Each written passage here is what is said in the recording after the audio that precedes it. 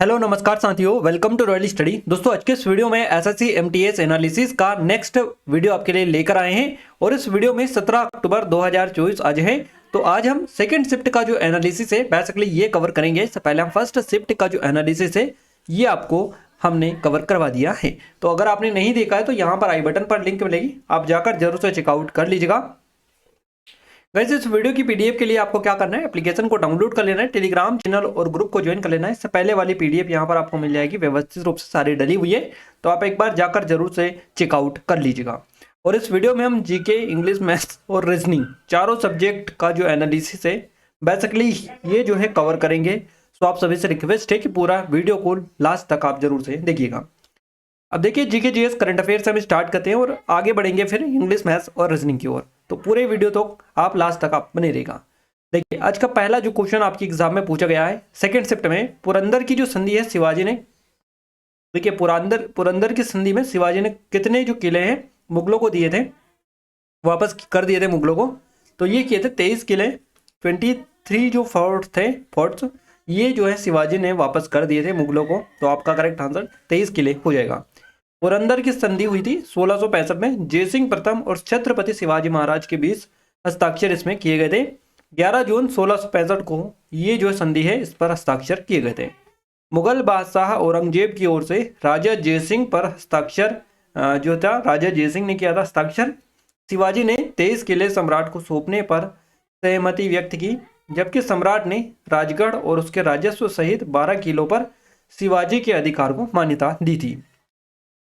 शिवाजी ने अपने बेटे संभाजी के अधीन शाही सेवा के लिए 5000 सैनिकों की आपूर्ति करने का वचन किया और सम्राट उनके रखरखाव के लिए एक उपयुक्त जागीर देने पर सहमत हुए थे। शिवाजी ने किसी भी मनसब को स्वीकार करने से मना कर दिया, लेकिन बादशाह की ओर से मांगे जाने पर लड़ने का वचन किया था।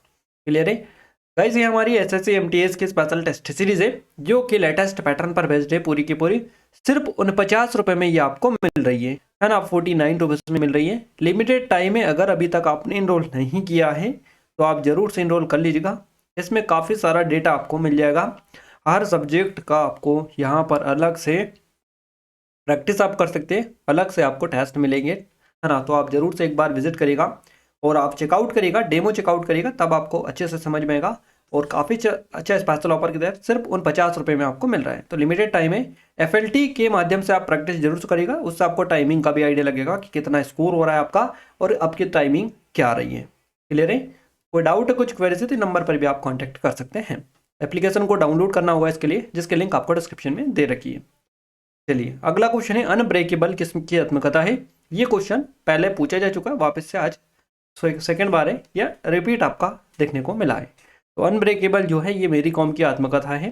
अनब्रेकेबल एन ऑटोबायोग्राफी मेरी कॉम की आत्मकथा है, जो एक भारतीय ओलंपिक मुक्केबाज और वर्तमान सांसद राज्यसभा के सांसद है ये।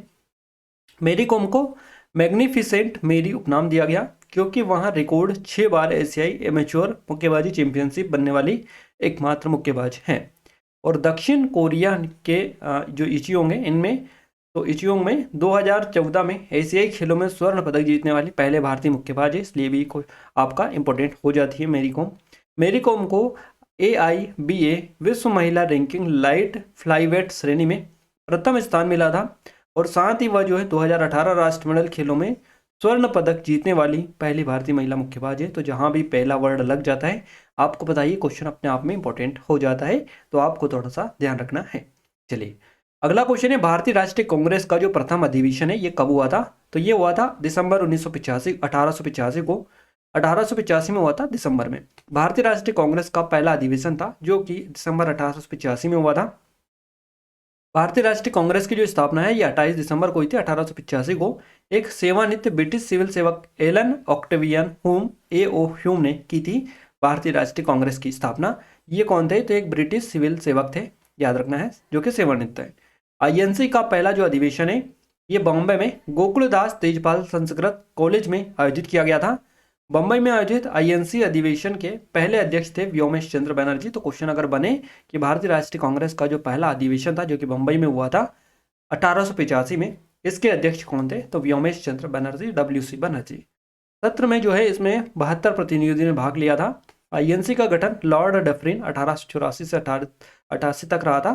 तो आईएनसी का जो गठन हुआ था ये किसके कौन था उस टाइम पर वाइसराय भारत का? तो ये लॉर्ड डफरिन था, क्योंकि उस 1885 में हुआ था, तो 84 से 88 तक यही था। इसके कार्यकाल के दौरान आईएनसी का गठन हुआ था, भारतीय राष्ट्रीय कांग्रेस का। सेफ्टी वोल्व थ्योरी में कहा गया कि अंग्रेज भारतीय राष्ट्रीय कांग्रेस के माध्यम से भारतीयों के बीच बढ़ते असंतोष को दबाना चाहते थे। गवर्नर कौन था? Lord Dufferin. और भारतीय राष्ट्रीय कांग्रेस का उद्देश्य लोकप्रिय मांगों को तैयार करना और उन्हें लोगों की ओर से सरकार के सामने पेश करना था। अगला क्वेश्चन है सरकार, देखिए अगला क्वेश्चन है आपका, भारत का दूसरा सबसे बड़ा ज्यादा आबादी वाला जो केंद्र शासित प्रदेश है ये कौन सा है? तो क्वेश्चन इससे पहले बना था कि सबसे अधिक आबादी वाला कौन सा है, और आपका इसमें अलग अलग फॉर्मेट में क्वेश्चंस बनते हैं। फिर आपकी जब भी आपका सेंसस से क्वेश्चंस बनता है तो इसमें डेंसिटी वगैरह इस सभी बनता है, और लिटरेसी रेट भी पूछा जाता है। इसके अलावा आपका जो लिंगानुपात है उससे भी क्वेश्चन बनता है। तो यहाँ पर आपका सेक्स रेशियो वाला क्वेश्चन इससे पहले बना था। आज क्वेश्चन बना है आपका पॉपुलेशन के अकॉर्डिंग। यह ना क्या आपका सेकेंड मोस्ट पॉपुलर जो यूनियन टेरिटरी है पॉपुलेशन वाली, वो आपसे पूछिए सेकेंड नंबर पर, which is the second most population union territory of India? तो चंडीगढ़ आपका करेक्ट आंसर हो जाएगा। पहले नंबर पर हो जाएगी आपकी दिल्ली। क्लियर है? दिल्ली के बाद जो है चंडीगढ़ भारत का दूसरा सबसे ज्यादा आबादी वाला केंद्र शासित प्रदेश है। 2011 की जनगणना के मुताबिक दिल्ली का जनसंख्या जो घनत्व है 11,320 प्रति वर्ग किलोमीटर है। और वहीं चंडीगढ़ और पुडुचेरी का जो स्थान है दिल्ली के बाद में आता है। तो दिल्ली भारत का सबसे ज्यादा आबादी वाला केंद्र शासित प्रदेश है। वहीं लक्षद्वीप जो है ये भारत का सबसे कम आबादी वाला केंद्र शासित प्रदेश है। तो क्वेश्चन ये लक्षद्वीप वाला ऑलरेडी कल पूछा गया था आपसे कि सबसे कम आबादी वाला जो केंद्र शासित प्रदेश है कौन सा है, जहां पर सबसे कम आबादी है, सबसे कम जनसंख्या है, तो ये लक्षद्वीप आपका हो जाएगा। 2011 की जनगणना के मुताबिक लक्षद्वीप की जो आबादी है ये करीबन 64,473 थी। आपको स्पेशली याद रखना है। अगला क्वेश्चन है द मोजार्ट ऑफ मद्रास किसे कहा जाता है? The Mozart of Madras is known as. तो आपका करेक्ट आंसर AR रहमान हो जाएगा। भारतीय संगीतकार गायक गीतकार AR रहमान को मद्रास का मोजार्ट कहा जाता है। क्लियर है? टाइम्स पत्रिका ने उन्हें ये उपाधि दी थी और वह भारतीय संगीत उद्योग में लोकप्रिय चेहरा है। उन्होंने मुख्य रूप से तमिल और हिंदी फिल्मों में संगीत दिया है। वह इलेक्ट्रॉनिक संगीत, विश्व संगीत और पारंपरिक ऑर्केस्ट्रा तंत्र के साथ भारतीय शास्त्रीय संगीत के अनूठे मिश्रण के लिए स्पेशली जाने जाते हैं। फिल्म स्लम डॉग मिलेनियर है ना, तो फिल्म का नाम है स्लम डॉग मिलेनियर। तो इसमें उनके काम के लिए उन्हें 2 अकादमिक पुरस्कार, 2 ग्रेमी पुरस्कार, 1 बाफ्टा पुरस्कार और 1 गोल्डन ग्लोब पुरस्कार जो है ये मिला था। देख सकते हैं इस एक फिल्म के लिए इनको कितने सारे पुरस्कार मिले। भारत सरकार ने साल 2010 में पद्म भूषण भी इनको दिया है, इससे सम्मानित किया है। इनके पिता का नाम था RK शेखर। अगला क्वेश्चन है आपका गाइस, देखिए इनसेट का फुल फॉर्म क्या है? What is the full form of INSAT? Indian national satellite system आपका करेक्ट आंसर हो जाएगा। क्या हो जाएगा? Indian national satellite system. Indian national satellite system, इसका अगर हिंदी में बात करें नाम की, तो यहाँ पर आपका हो जाएगा भारतीय राष्ट्रीय उपग्रह विज्ञान। क्लियर है? और यह भारत की दूरसंचार, प्रसारण, मौसम विज्ञान और खोज और बचाव की जरूरतों को पूरा करने के लिए बनाई गई उपग्रहों की श्रृंखला है। याद रखना है आपको।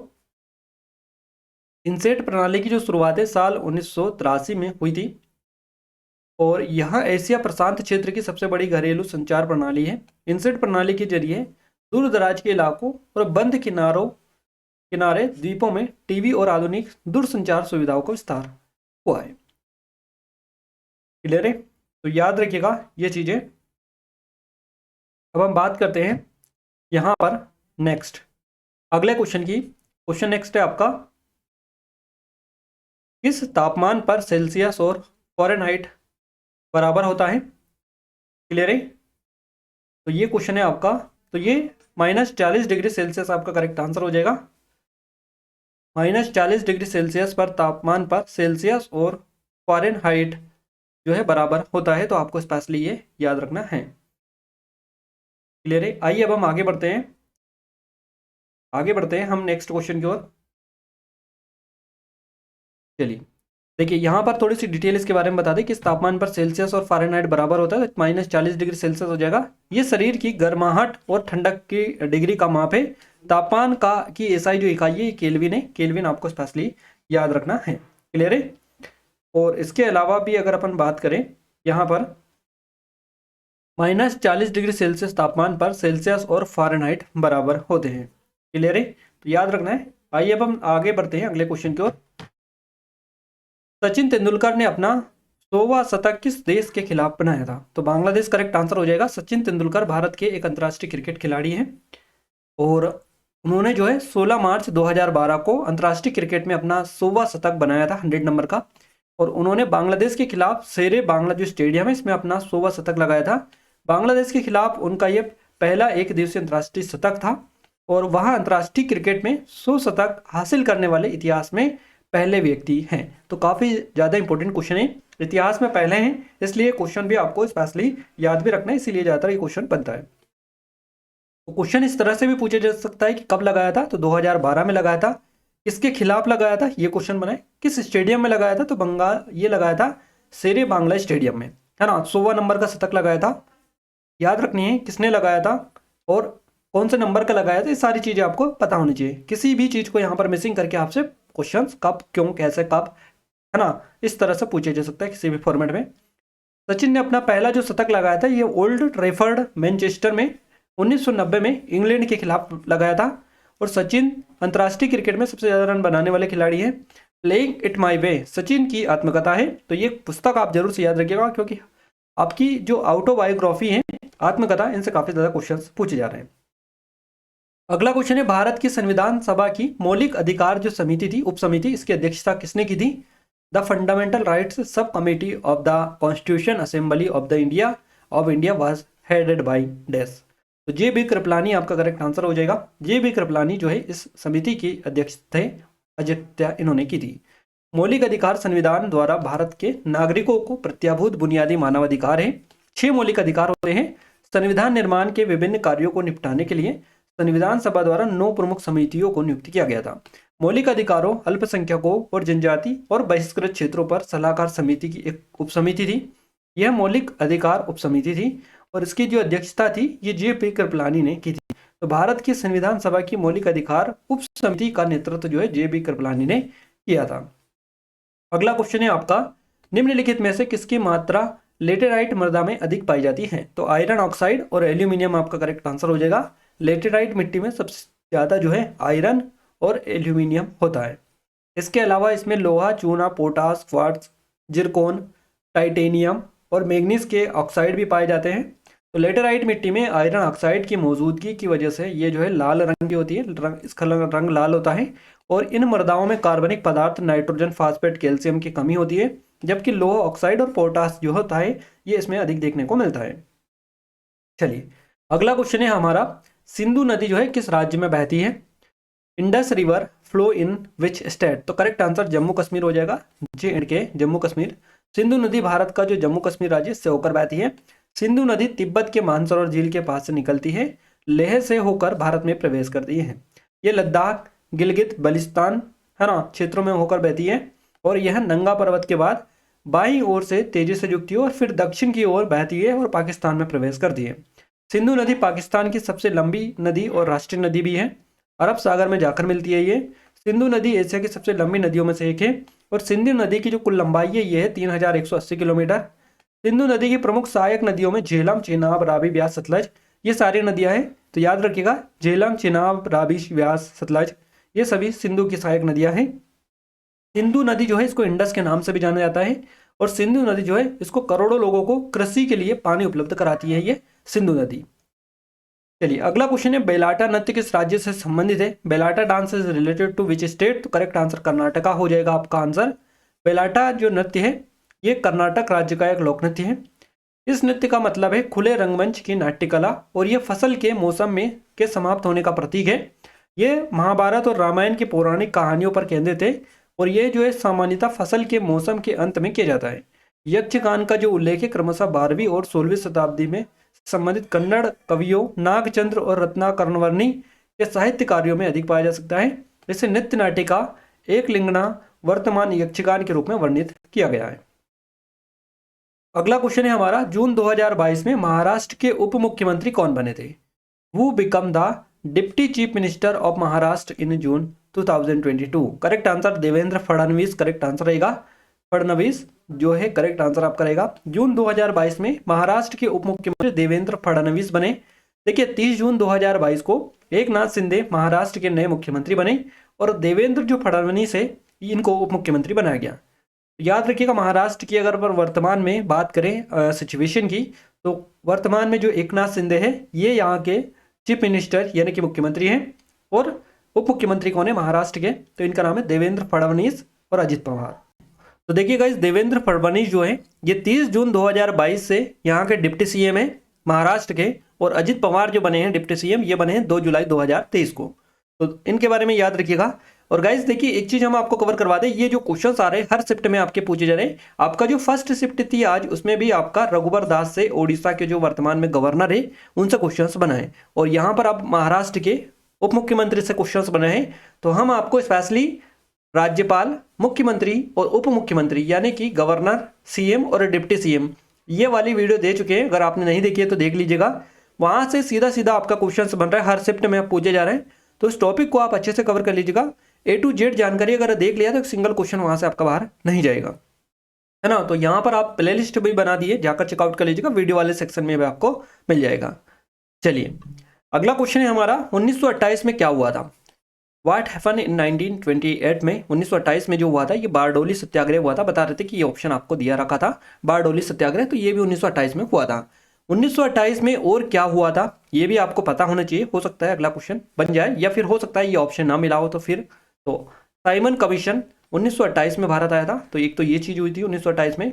इसके अलावा 1928 को क्रांतिकारियों भगत सिंह और शिवराम जो राजगुरु थे, इन्होंने पुलिस सहायक अध्यक्ष थे जॉन सैंडर्स, इनकी गोली मारकर हत्या कर दी थी। तो ये जो इन्होंने की थी 1928 में की थी। और इसके अलावा 1928 में ही नेहरू समिति की रिपोर्ट को तैयार किया गया था। नेहरू रिपोर्ट जो तैयार की गई थी ये भी 1928 में की गई थी। और 1928 में बारडोली सत्याग्रह भी हुआ था। तो ये जो सारी चीजें हैं ये हुई थी 1928 में। इसके अलावा भी और कई सारी चीजें हुई थी वैसे तो, बट इंपॉर्टेंट यही है जहां से आपका क्वेश्चन बनने के चांसेस है, तो इनको याद रखना है आपको। देखिए, बारडोली सत्याग्रह की बात करें तो ये जो आंदोलन था सविनय अवज्ञा आंदोलन की सबसे बड़ी घटनाओं में से एक है, रूप में जाना जाता है, जो भारत के स्वतंत्रता संग्राम का एक हिस्सा था। सरदार वल्लभ भाई पटेल ने अंततः आंदोलन का नेतृत्व किया और इसकी सफलता ने पटेल को स्वतंत्रता संग्राम के सबसे प्रमुख नेताओं में से एक बनने का मार्ग प्रशस्त किया। चलिए अगला क्वेश्चन है हमारा, हाथी गुम्फा शिलालेख किससे संबंधित है? कलिंग के राजा खारवेल आपका करेक्ट आंसर हो जाएगा।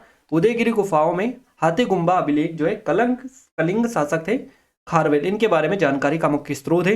19वीं शताब्दी के शुरुआती वर्षों में उड़ीसा पर ब्रिटिश विजय के तुरंत बाद इतिहासकार ए स्टर्लिंग द्वारा इसकी खोज की गई थी, और इसमें पहली शताब्दी ईसा पूर्व के गहरे खुदे हुए ब्राही अक्षरों में 17 पंक्तियां शामिल है, जो हाथी गुम्फा नामक एक प्राकृतिक गुफा के ऊपर लटकी हुई हैं। हाथी गुम्फा शिलालेखों की सामग्री को खारवेल के शासकों के वास्तविक अभिलेखों के रूप में माना जाता है, क्योंकि शिलालेख में जैन धर्म जो है ये प्रतीत होता है। तो खारवेल ने अपने शिलालेख की शुरुआत अरहतों को और सभी सिद्धों को प्रमाण करके की थी। अगला क्वेश्चन पूछा गया कुछ इस तरीके से कि सिंधु नदी कहाँ नहीं बहती है? इससे पहले हमने कभी कवर करवाया कि सिंधु नदी कहाँ पर बहती है, तो आपका करेक्ट आंसर किस राज्य में बहती है, तो जे जम्मू कश्मीर में हमें कवर करवाया। और कुछ बता रहे थे कि ये इस तरह से हो सकता है, where does the Indus river not flow, है ना। क्वेश्चन इस तरह से हो सकता है आपका इस फॉर्मेट पे कि निम्नलिखित में से किस देश में सिंधु नदी प्रवाहित नहीं होती है? In which of the following countries does the Indus river not flow? तो आपका ऑप्शन थे भारत, पाकिस्तान, चाइना और अफगानिस्तान। तो अफगानिस्तान करेक्ट आंसर हो जाएगा आपका। सिंधु नदी अफगानिस्तान में नहीं बहती है, पाकिस्तान में तो बहती है। हेलमंद नदी अफगानिस्तान की सबसे लंबी नदी है और एंडोफिर्क सिस्तान बेसिन के लिए प्राथमिक जल क्षेत्र है। नागलक्कू बांध अफगानिस्तान के राष्ट्रीय ग्रिड से जुड़ा है और वर्तमान में ये जो है देश का सबसे बड़ा बिजली संयंत्र है। काबुली बांध काबुल क्षेत्र में लगभग 1 लाख घरों को बिजली प्रदान करता है। तो आपको याद रखना है ये अफगानिस्तान में नहीं बहती है, बाकी और जगह पर बहती है। तो गाइज यहाँ पर जो है जितने भी क्वेश्चन हमें जीके में मिले सारे के सारे हमने आपको कवर करवा दिया यहाँ पर। और आपको बता दें ये जो क्वेश्चन है 100% ऑथेंटिक क्वेश्चन है जो आपके एग्जाम में पूछे गए हैं। तो आप सभी को इनको अच्छे से कवर करना है। जो टॉपिक हम ऑलरेडी आपको बता चुके हैं उन टॉपिक के ऊपर अच्छे खासा आप कमांड रखिएगा, क्योंकि लगातार क्वेश्चंस वहीं से आपके पूछे जा रहे हैं। क्लियर है? और ये हमारी एसएससी एमटीएस की स्पेशल टेस्ट सीरीज है जो कि लेटेस्ट पैटर्न पर बेस्ड है।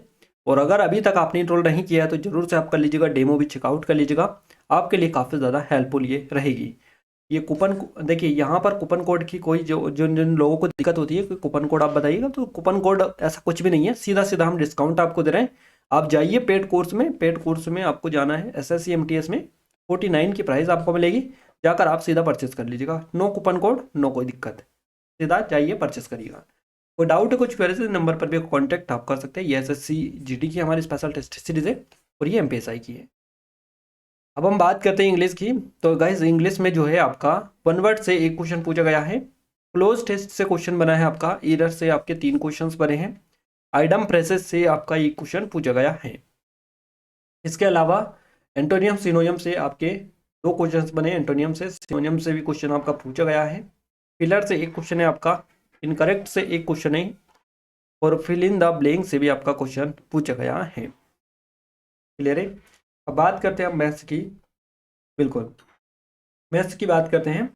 तो गाइज मैथ्स में देखिए अलजेब्रा से एक क्वेश्चन पूछा गया है, मेंसुरेशन 3D से भी क्वेश्चंस बनाए, सिंबल चेन से क्वेश्चंस बनाए, परसेंटेज से क्वेश्चंस आपका बनाए, प्रतिशत से, प्रॉफिट एंड लॉस से एक क्वेश्चन पूछा गया, SICI से एक क्वेश्चन है आपका, एवरेज से एक क्वेश्चन है आपका, एवरेज से आपका एक क्वेश्चन पूछा गया है। इसके अलावा नंबर सिस्टम से बात करें 2 क्वेश्चंस बने हैं, LCM SCF से एक क्वेश्चन पूछा गया, सिंप्लीफिकेशन से 2 क्वेश्चन आपके बने हैं, रेशियो से एक क्वेश्चन पूछा गया, पाइप एंड टंकी से आपका एक क्वेश्चन है, ट्रेन से एक क्वेश्चन पूछा गया, एजेस वाला एक क्वेश्चन आपका बेसिकली देखने को मिला है।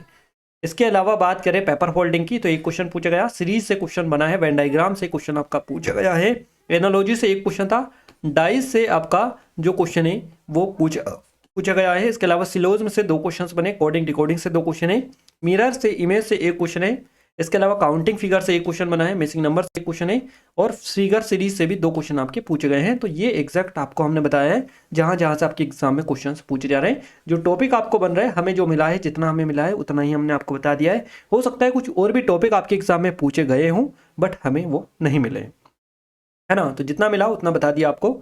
अब आगे की तैयारी के लिए आपको कुछ लोग बोल रहे हैं कि थोड़ा सा अब बता दीजिएगा। तो गाइस जो टॉपिक आपके एग्जाम में लगातार देखने को मिल रहे हैं उनके ऊपर आप अच्छे खासे कमांड रखिएगा, फोकस करिएगा, क्योंकि यही जो टॉपिक है यही आपको सफलता दिलाएंगे। तो इन टॉपिक को अच्छे से देखिएगा। GK GS में भी आपको क्या करना है, जो टॉपिक लगातार आ रहे हैं और पहले दिन से हम आपको बता रहे हैं कि इन टॉपिक को अच्छे से कर लीजिएगा, उन्हीं पर आपको ज़्यादा ज़्यादा फोकस करना है। ये सारे टॉपिक हम आपको टेलीग्राम पर अपडेट करवा चुके हैं, अभी सुबह ही हमने करवाया था, तो आप जाकर जरूर चेकआउट करिएगा, सभी टॉपिक को अच्छे से कर लीजिएगा। इस वाले टेस्ट सीरीज में हमने सारे टॉपिक वाइज डाल रखा है, तो आप एक बार जरूर से जाकर चेकआउट भी कर सकते हैं। डिस्क्रिप्शन में लिंक मिलेगा और सिर्फ उन 50 रुपये में, कोई ज़्यादा चार्ज भी इसका नहीं है। आप बड़ी आसानी से सभी लोग भी अफोर्ड कर सकते हैं और आसानी से सारा जो कुछ है वो आप चेकआउट कर सकते हैं। डिस्क्रिप्शन में लिंक आपको मिलेगी। क्लियर है। ये नंबर है, कोई डाउट है कुछ क्वेरीज है तो आप कॉन्टैक्ट भी कर सकते हैं। SSC GD की स्पेशल टेस्ट सीरीज भी है हमारी, जो कि काफ़ी कम प्राइस में आपको मिल जाएगी, तो इसका भी डेमो चेकआउट कर सकते हैं। लेटेस्ट पैटर्न पर बेस्ड है, तो इसके बारे में भी अगर आप जानकारी चाहते हैं तो आप जरूर से नंबर पर भी कॉन्टैक्ट कर सकते हैं। ये हमारी MPSI की स्पेशल टेस्ट सीरीज है, इसके लिंक डिस्क्रिप्शन में मिल जाएगी गाइज। अब या आपको अगर PDF चाहिए इसकी, तो PDF के लिए क्या करना है, आपको टेलीग्राम चैनल और एप्लीकेशन को डाउनलोड कर लेना है, ज्वाइन कर लेना दोनों के लिंक आपको इस वीडियो के डिस्क्रिप्शन में मिल जाएगी, तो आप जरूर से जाकर ज्वाइन कर लीजिएगा। और गाइस देखिए, जिन लोगों ने चैनल को सब्सक्राइब नहीं किया उन सबसे रिक्वेस्ट है कि चैनल को सब्सक्राइब करके बेल आइकन को ऑल पर सेलेक्ट कर लीजिएगा, ताकि जो भी नया वीडियो आए सबसे पहले आप सभी के पास में पहुंच पाए। क्लियर है। और वीडियो को लाइक और चैनल को अपने दोस्तों के साथ शेयर करना बिल्कुल भी ना भूले, ताकि हमें सपोर्ट मिले, मोटिवेशन मिले आपके लिए, और अच्छी से अच्छी वीडियोस हम लेकर आने की कोशिश करते रहें। तो मिलते हैं हमारे नेक्स्ट स्टडी वीडियो में, तब तक के लिए जय हिंद, वंदे मातरम।